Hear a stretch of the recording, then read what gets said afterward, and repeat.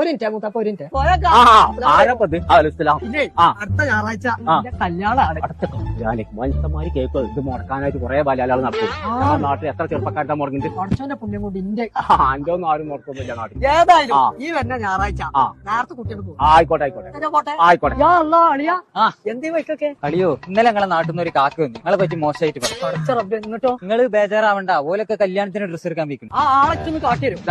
ആള് ഇയാളോ ഇയാളുണ്ട് അവിടെ ആ ബസ് സ്റ്റോപ്പിൽ കുത്തുന്നത്. അവിടെ പോയാണ്ട് ഒന്നുകൂടി ഇന്നെ കുത്തുന്ന അന്വേഷിക്കാൻ. റോങ് ആയിട്ട് എന്തേ പറയുകയാണെന്നുണ്ടെങ്കിൽ ഒറ്റ വിസിലടി ബാക്കി ഞാൻ പെരിഞ്ഞടി. ഞങ്ങളൊന്ന് പോയോക്കെ.